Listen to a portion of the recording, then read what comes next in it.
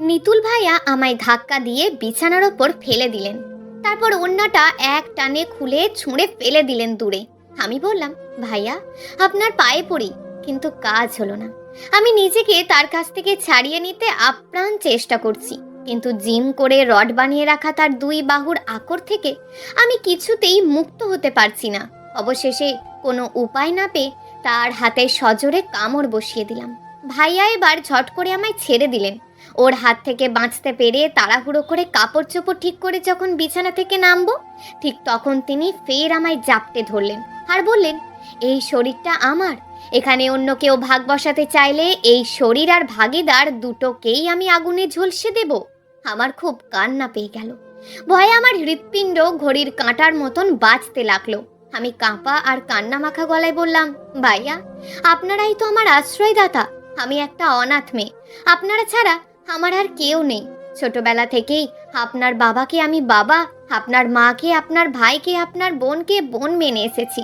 কিন্তু আজ আপনি কেন আমার সাথে এমনটা করলেন? নিতুল ভাইয়া এই কথা শুনে মোটেও লজ্জিত হলো না, বরং সে রাগে ঠিকরে যেতে যেতে বলল, পৃথু, তোমার দিকে কেউ নজর দিলে আমার তা সহ্য হয় না। গতদিন দেখেছি একটা ছেলে তোমার সাথে হেঁটে হেঁটে আসছে, তার সাথে তুমি ভাব করে কথা বলছো। ও তো আমার বন্ধু অনুজ, ওর সাথে আমার ভালো সম্পর্ক, খুব ভালো ছেলেও। ভালো সম্পর্ক না? নিতুল ভাইয়া ঠাস করে আমার গালে একটা চড় বসিয়ে দিলেন। আমার মাথাটা তখন ভন ভন করে ঘুরতে লাগলো। খানিক সময়ের জন্য আমি কেমন স্তব্ধ হয়ে গেলাম, কারণ জীবনে এমন আঘাত আর কেউ কখনো আমায় করেনি। তারপর নিতুল ভাইয়া আমাকে টেনে টেনে ঘর থেকে বের করলো আর তার মোটর বাইকটা নিয়ে স্টার্ট করে আমায় পিছনে বসিয়ে পাগলের মতন ছুটতে লাগলো কোথায় যেন। আমি ভয়ে মরে যাচ্ছি। কি সব হচ্ছে আমার সাথে? গাড়ি গিয়ে থামলো শহরের এক মাথায়। তারপর নিতুল ভাই আমাকে গাড়ি থেকে নামিয়ে বলল, হাঁট আমার সাথে। আমি হাঁটতে লাগলাম তার পাশে পাশে। নিতুল ভাইয়া আমাকে নিয়ে একটা ভবনের দিকে এগিয়ে গেলেন। সেই ভবন বহুতল। আমরা আস্তে আস্তে 3 তলা পর্যন্ত উঠলাম। 3 তলায় ওঠার পর একটা ঘরের সামনে দেখা গেল মস্ত এক সাইনবোর্ড। সেই সাইনবোর্ডে লেখা কাজী অফিস। লেখা দেখিয়ে আমার ভিতরটা হিম হয়ে গেল। আমি কাঁপা কাঁপা গলায় বললাম, নিতুল ভাইয়ার একটা হাত নাড়া দিয়ে বললাম, এখানে কেন আমায় নিয়ে এসছেন আপনি? নিতুল ভাইয়া বললেন, তোমায় নিজের করে নেওয়ার জন্য। মানে? মানে টানে নাই কোনো, তোমায় আমি বিয়ে করব। নিতুল ভাইয়ার কথা শুনে আমি যেন হঠাৎ আকাশ থেকে পড়লাম। আমার কান ছুঁয়ে দেখলাম কান গরম হয়ে উঠেছে। চোখ দিয়ে কেমন সবকিছু ধাঁধা দেখছি। না, এটা আমার দুর্ভাগ্য নয় যে নিতুল ভাই আমায় বিয়ে করতে চাইছেন, কারণ ওর পিছনে অনেক বড় বড় ঘরের সুন্দরী মেয়েরাও ঘোরে, কোনো সাড়া পাইনি। আর আমি তো এক অনাথ মেয়ে। বাবা মা মারা যাওয়ার পর ওদের ঘরেই বড় হয়েছি, ওদের নুন পান্তা খেয়ে জীবন ধারণ করেছি। আর আমি যে অতি রূপবতী কেউ তাও না। তবুও কেন নিতুল ভাইয়া আমাকে এত পছন্দ করেন কি জানি। আর পছন্দ করলে এভাবে জোর করেই বা কেন বিয়ে করতে হয় তাও আমায়।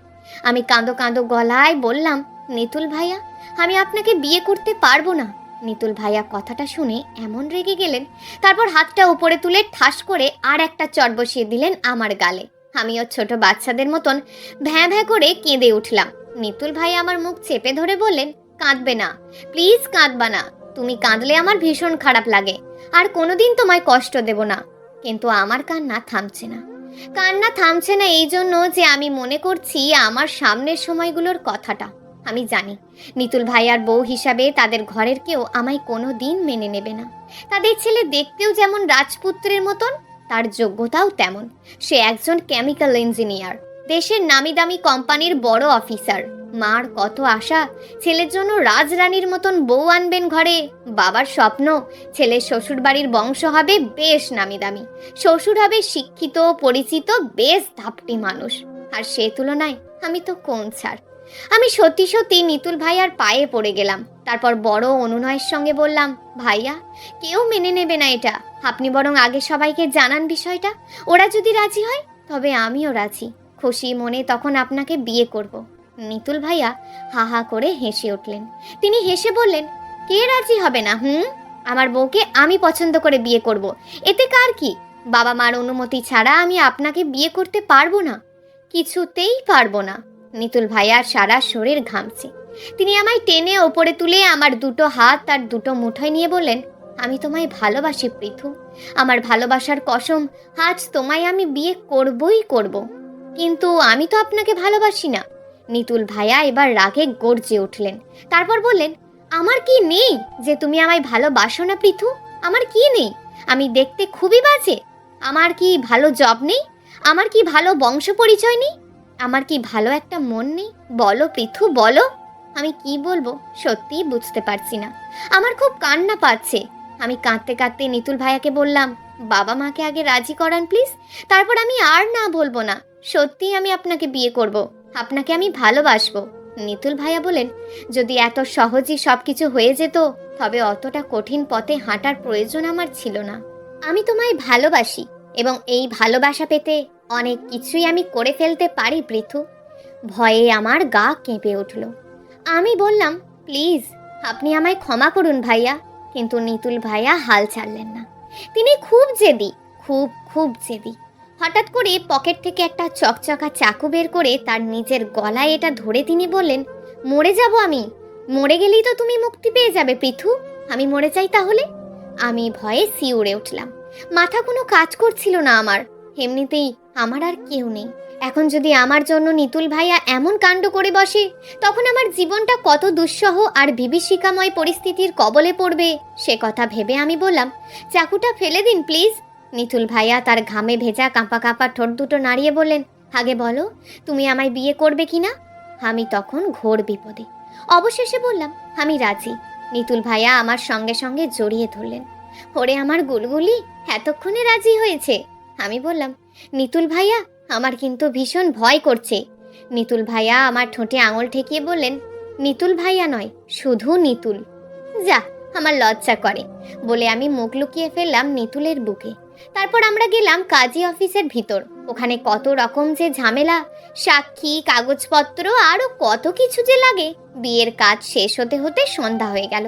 কাজী অফিস থেকে বের হলাম তখন সারা শহর আলোয় ঝলমল। নিতু বলল, চলো হাঁটি। আমরা হাঁটতে লাগলাম হাত ধরাধরি করে, এলোমেলো ভাবে। এখন আমরা স্বামী স্ত্রী, আমাদের মধ্যে একটা পবিত্র বন্ধন আছে। আমাদের এখন অনেক সত্যি। কিন্তু ভয় হচ্ছিল এই কথা ভেবে যে আসলে আমরা হেঁটে হেঁটে যাচ্ছি কোথায়। আমি নিতুলের হাতটা খানিকটা শক্ত করে ধরে বললাম, নিতুল, আমরা কোথায় যাচ্ছি?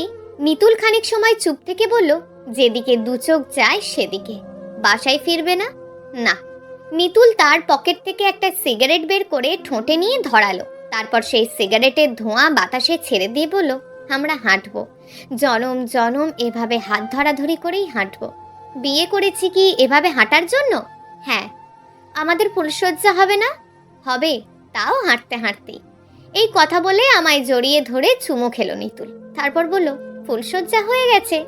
সত্যি ওর পাগলাটে আচরণগুলো অনেক মজার, অনেক ভালো লাগার। কিন্তু আমার খুব কষ্ট হচ্ছিল এই কথা ভেবে যে পৃথিবী অতটা সহজ নয়, আর এভাবে হাঁটতে হাঁটতে আমাদের একটা জন্মও শেষ হয়ে যাবে না। আমি বললাম, নিতুল, তুমি না বলেছিলে তোমার বউ তুমি চয়েস করবে? এতে কারোর কিছু বলার নেই। এখন কেন বাহানা করছো বাসায় যেতে? পৃথু, তুমি তো আর বাচ্চা মেয়ে না, অনেক বড় হয়ে গিয়েছো, বিয়েও করেছো, দুদিন পর বাচ্চা কাচ্চার মাও হবে।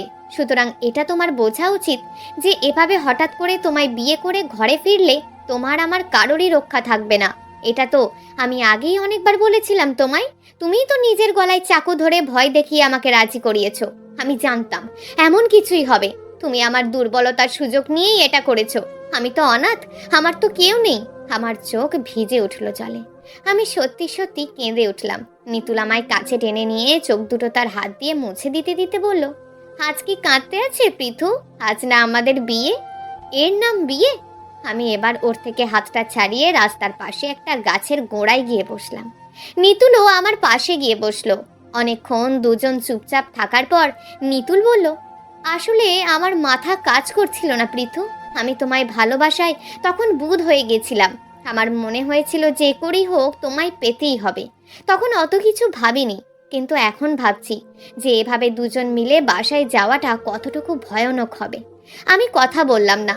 নিতুল আমার হাত ধরার চেষ্টা করলো, কিন্তু আমি হাত ছাড়িয়ে নিলাম। নিতুল এবার আমার সামনে গিয়ে দাঁড়িয়ে নিজের কান দুটো ধরে বলল, সরি, আমি অতটা বুঝিনি আগে, কিন্তু সত্যি হলো তোমায় আমি যেভাবেই হোক ভালো রাখবো। কিভাবে ভালো রাখবে? রাস্তায়? না, বাসায়, ভালো বাসায়। তোমায় ভালোবাসতে ভালো একটি বাসা আমি ভাড়া করে রেখেছি। আমরা হাঁটতে হাঁটতে ওখানেই যাব। আর 5 মিনিট হাঁটলেই ওখানে আমরা পৌঁছে যাব।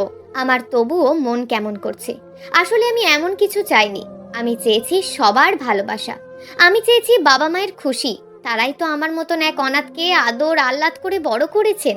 আমার কোনো পরিচয় ছিল না, তারা আমার পরিচয় হয়েছিলেন। তাদের সাথে আমার এটা বড় বিশ্বাসঘাতকতা হয়ে গেল। আমি বললাম, নিতুল, আমার বাবা মার জন্য খারাপ লাগছে, আমি তাদের কাছে যেতে চাই। নিতুল এবার আমার পাশে এসে বসে আমার হাতটা টেনে ধরে তার হাতের দু মুঠোয় নিয়ে বলল, সব ঠিক হয়ে যাবে একদিন। বাবা মাকে আস্তে আস্তে ম্যানেজ করব। তারপর দুজনে গিয়ে উঠবো বাসায়, কেমন? আমি প্রচণ্ড মন খারাপ নিয়েও বললাম, আচ্ছা। তারপর আমরা হেঁটে হেঁটে গেলাম আরও 10 মিনিট। তারপর বড় রাস্তা থেকে নেমে সরু গলি দিয়ে ঢুকে গেলাম ভিতরের দিকে। সরু গলি দিয়ে 3 মিনিট হাঁটতেই সামনে পড়লো সাদামাটা টিনসের একটা ঘর। কিন্তু ঘরের সামনে গিয়ে আমি চমকে উঠলাম। আমি স্বপ্নেও ভাবিনি নিতুল আমার জন্য এত কিছু করে রেখেছে। যে ঘরটা পেছন থেকে মনে হয়েছিল একেবারে সাদামাটা, সেই ঘর কিন্তু আসলে সাদামাটা নয়। সেই ঘর হলো ছবির থেকেও সুন্দর। ঘরের সামনের উঠোনে একপাশে লিচু বাগান, মাঝে সরু রাস্তা, সেই রাস্তায় ঘন ধুরবা ঘাস, আর অন্য পাশে ফুলের বাগান। উঠোনে পা রেখে আমি সবচেয়ে বেশি আশ্চর্য আর মুগ্ধ হলাম, কারণ নিতুল আমার জন্য এত কিছু করতে পারে তা আমার কল্পনার বাইরে ছিল। একদল ছোট ছোট ছেলে মেয়ে হঠাৎ করে ঘর থেকে বেরিয়ে এলো। তাদের প্রত্যেকের হাতে বরণ ডালা। সেই ডালা নিয়ে তারা দাঁড়িয়ে গেছে রাস্তার দুপাশে। আর আমরা যখন হেঁটে রাস্তা অতিক্রম করছিলাম, তখন তারা আমাদের ওপর ফুল ছিটিয়ে দিতে লাগলো আর হই হুল্লোড় করতে লাগলো। আমি এর চেয়ে বেশি আশ্চর্য হলাম যখন ঘরের বারান্দায় গেলাম, কারণ ওখানে হঠাৎ করে ঘর থেকে বেরিয়ে গেল একদল যুবক যুবতী। তাদের প্রত্যেকজন ছেলের গায়ে নীল রঙের পাঞ্জাবি পরা আর মেয়ের গায়ে কলা পাতা রঙা শাড়ি। ছেলেরা দৌড়ে এসে জড়িয়ে ধরলো নিতুলকে আর মেয়েরা আমাকে। তারপর আমাদের দুজনকে ওরা দুটো আলাদা ঘরে নিয়ে গেল। আমি এসব ঘটমান দৃশ্যকে স্বপ্নই ভাবছিলাম, কারণ আমার জন্য বাস্তবতা এত সুন্দর আর সহজ হবে তা আগে কখনো ভাবিনি। আমাকে যে ঘরটিতে নিয়ে যাওয়া হয়েছে সেই ঘরটাও সাজানো গোছানো। ওখানে নিয়ে গিয়ে ওরা আমার মস্ত বড় খাটের ওপর বসিয়ে দিল। তারপর সবাই চতুর্দিক থেকে আমায় ঘিরে বসলো আর আস্তে আস্তে এক একজন করে তাদের সবার পরিচয় দিতে লাগলো।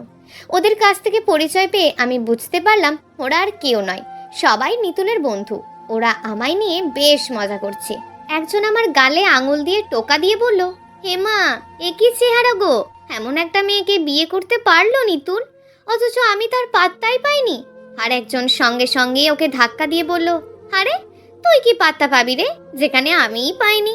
তারপর সবাই হাসিতে মেতে উঠল। আমার ভীষণ খারাপ লাগছিল ওদের এসব হই হুল্লোড় দেখে। আর আমি সারাদিন কোনো কিছু খাইনি বলে খিদেতেও পেট চোঁচো করছিল। চোখ দুটো কেমন ঘুমের জন্য অস্থির হয়ে উঠেছিল। তখন একজন আমার কাছে এসে আমার একটা হাত ধরে বলল, নিতুল আমার ভাইয়ের মতন। আমরা একসাথে পড়াশোনা করেছি, কিন্তু আমাদের সম্পর্ক ছিল ভাই বোনেরই। তোমার দেখছি এখানে খুব আনইজি লাগছে। আনইজি লাগার কারণ হলো তুমি ওদের কাউকে চেনো না, অথচ এরা সবাই তোমার সাথে মজা করছে। আসলে ওরা সবাই নিতুলের বন্ধু, তুমি ওদের নিজের বন্ধু ভাবতে পারো, তখন আর তোমার খারাপ লাগবে না। আমি লজ্জা কাটিয়ে বললাম, আপু, আমার খুব ঘুম পাচ্ছে, আমি ঘুমাতে চাই। কথাটা শুনে ফেললো পাশের একটি মেয়ে। সেই মেয়ে অদ্ভুতভাবে হেসে উঠে বলল, ভাবি তো দেখছি পুরোই শিশুরে, বিয়ের দিনও বুঝি সন্ধ্যাবেলায় কোণে ঘুমাতে চায়। সবাই আবার হাসিতে ফেটে পড়ল। খানিক আগে এই বাড়িটি দেখে আমার যতটুকু ভালো লেগেছিল, এখন আমার ঠিক ততটুকুই খারাপ লাগতে লাগলো। নিতুল কি ধরনের ছেলে আমি বুঝতেই পারছিলাম না। পালিয়ে বিয়ে করেছে, এই বিয়ের জন্য আবার অত আয়োজনের কি প্রয়োজন? আমার পাশে বসে হাত রাখা নিতুলের পাতানো বোন